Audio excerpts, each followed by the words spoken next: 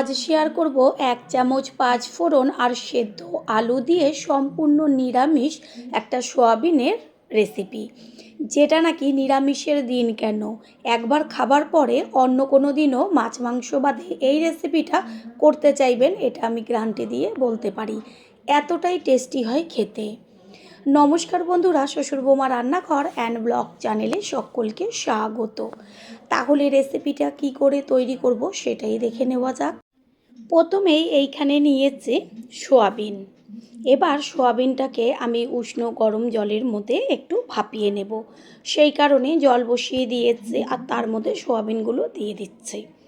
আপনারা চাইলে ঠান্ডা জলেও ভিজিয়ে রাখতে পারেন কিছুক্ষণ, তবে একটু ভাপিয়ে নিলে পরে যেমন বড় বড় সাইজের হয়ে যায় তেমন নরম তুলতুলে হয়।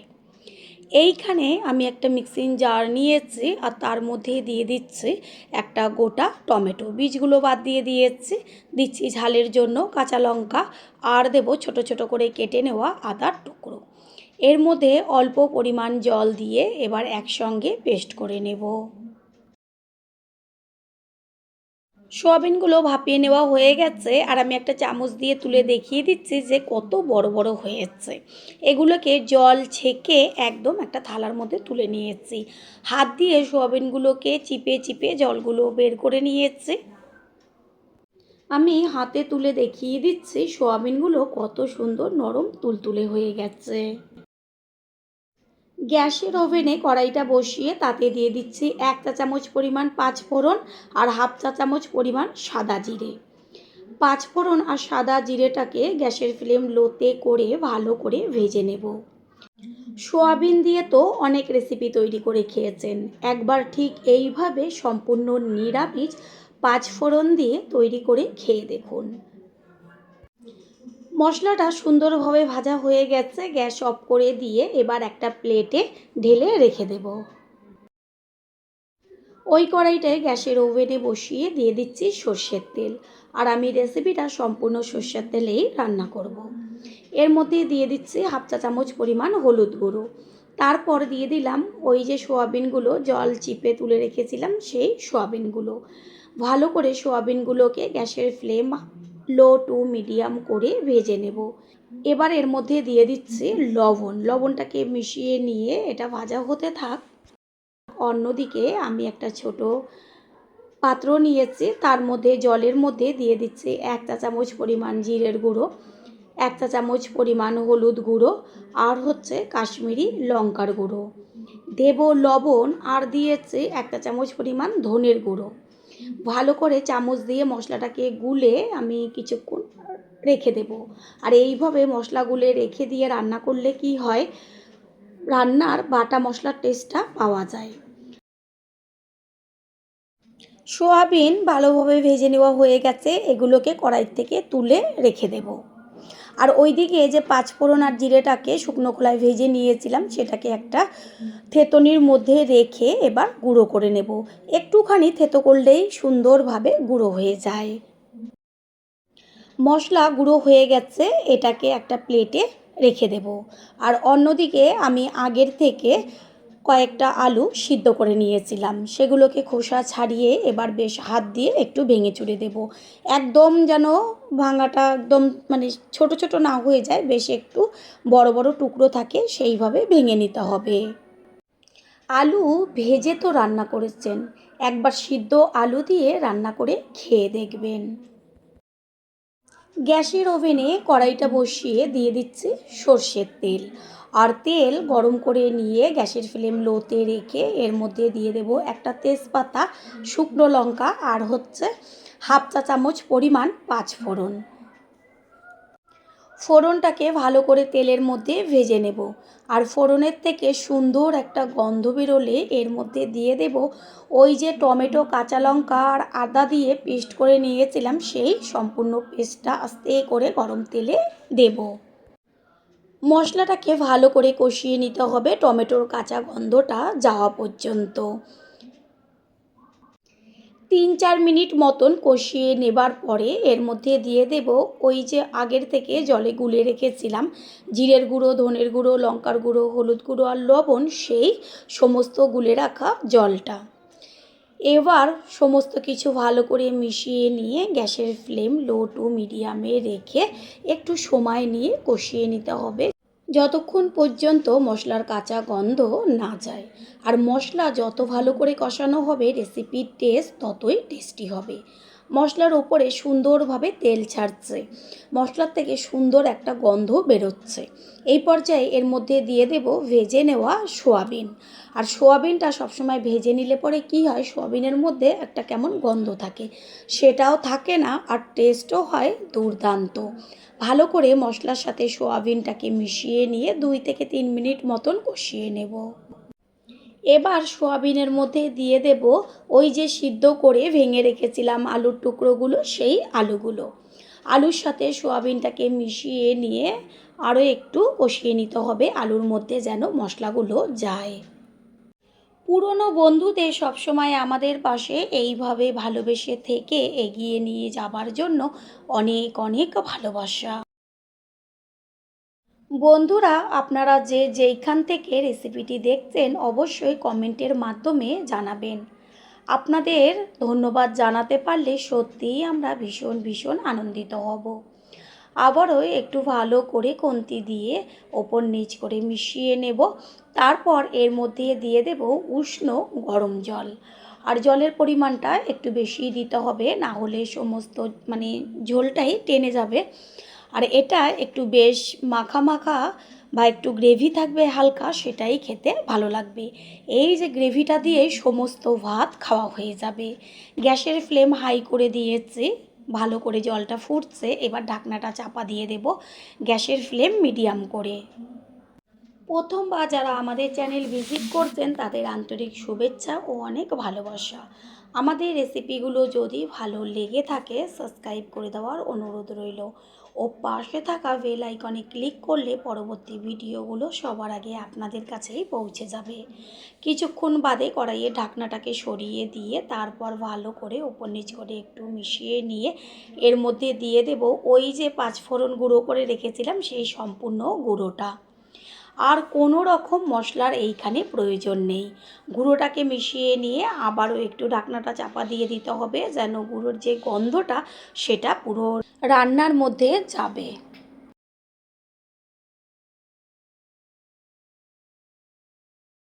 5-6 মিনিট বাদে গ্যাসের ফ্লেম হাই করে ঢাকনাটাকে সরিয়ে দিয়ে ঠিক এইভাবে হাই ফ্লেমে হতে দিতে হবে। কতখানি ঝোল রয়েছে, এই ঝোল কিন্তু থাকবে না, অনেকটাই টেনে যাবে, সেই কারণে জলের পরিমাণটা একটু বেশি দিতে হবে। সমস্ত কিছুর ব্যালেন্সটা ঠিক রাখার জন্য দিয়ে দিচ্ছি 1/2 চা চামচ পরিমাণ চিনি। চিনিটাকে মিশিয়ে নেব। আর এতে কিন্তু কোনো রকম গরম মশলার গুঁড়ো আমি ব্যবহার করব না। ঠিক এইভাবে আর 2 থেকে 3 মিনিট মতন ফুটিয়ে নিলেই একদম রেসিপি তৈরি হয়ে যাবে। এবার গ্যাস অফ করে দেব। গ্যাস অফ করে দিয়েছি। আর সবশেষে দিয়ে দিচ্ছি 1 চা চামচ পরিমাণ গাওয়া ঘি। ঘিটা দেওয়ার সাথে সাথে ঘিটাকে মিশিয়ে একটা ঢাকনা দিয়ে ঢেকে রাখবো রেস্টের জন্য, যেন গন্ধটা বাইরে বেরিয়ে না যায়।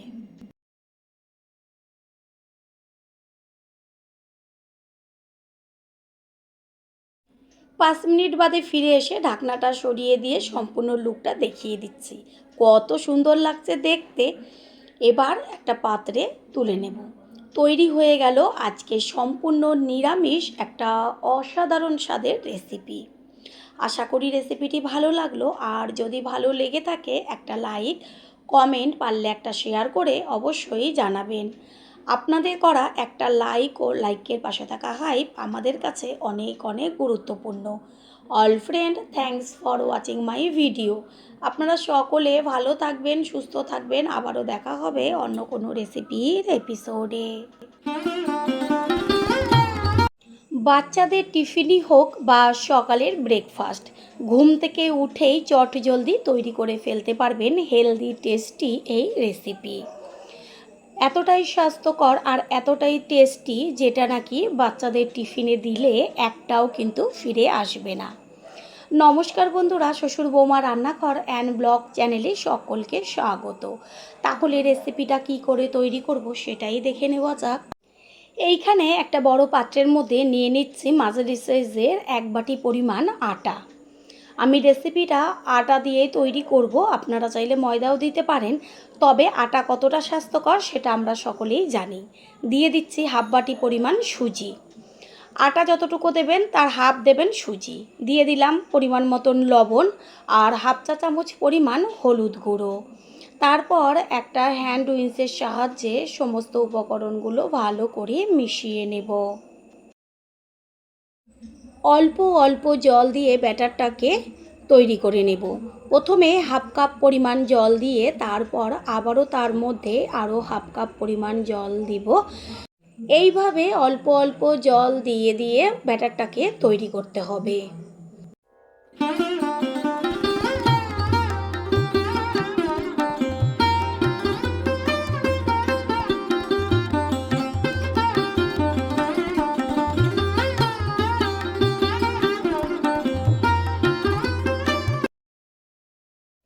আটার মধ্যে যেহেতু সুজি ব্যবহার করেছি সেই কারণে আমি 30 মিনিট মতন ঢেকে রাখবো। যদি হাতে সময় না থাকে অবশ্যই 10 মিনিট রেস্টে রাখলেই হয়ে যাবে। 30 মিনিট বাদে ঢাকনাটা সরিয়ে দিয়ে তারপর দেখিয়ে দিচ্ছি আরও কিন্তু একটু জল টেনে গেছে, কারণ সুজিটা ফুলে উঠেছে। এইখানে আমি আগের থেকে টমেটো, ধনেপাতা, পেঁয়াজ আর কাঁচা লঙ্কা কুচিয়ে রেখেছি।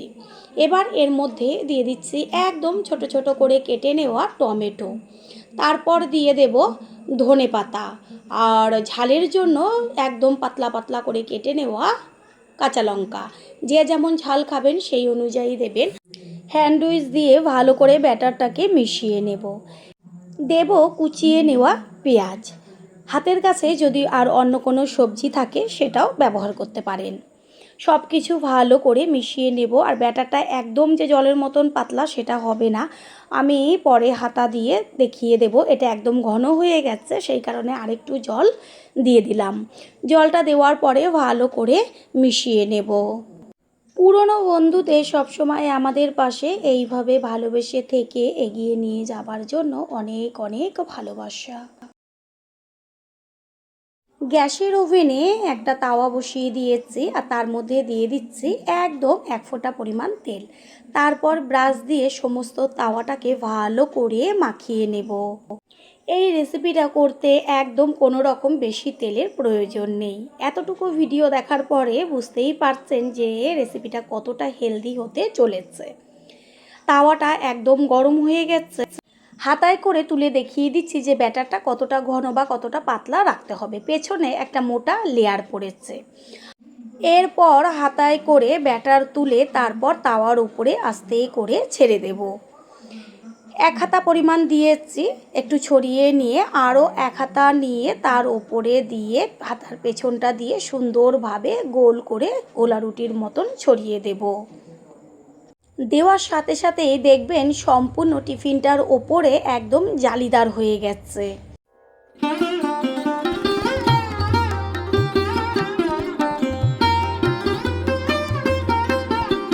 ওপরের দিকটা যে জল ভাব ছিল সেটা সম্পূর্ণ টেনে গেছে। আর যখন দেখবেন এরকম শুকনো একটা ভাব চলে আসছে তখন খুন্তি দিয়ে আস্তে করে তুলে দিলেই সুন্দরভাবে উঠে আসবে।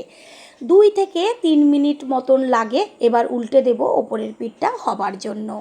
ঠিক এইভাবে এপিঠ ওপিঠ করে সুন্দরভাবে ভেজে নেব। ওপরের পিঠটা যে হবার জন্য উল্টে দিয়েছিলাম সেটাও সুন্দর একটা কালার চলে আসছে, দেখতে কত সুন্দর লাগছে। ঠিক এইভাবে এপিঠ ওপিঠ করে টিফিনটা তৈরি করে নিতে হবে।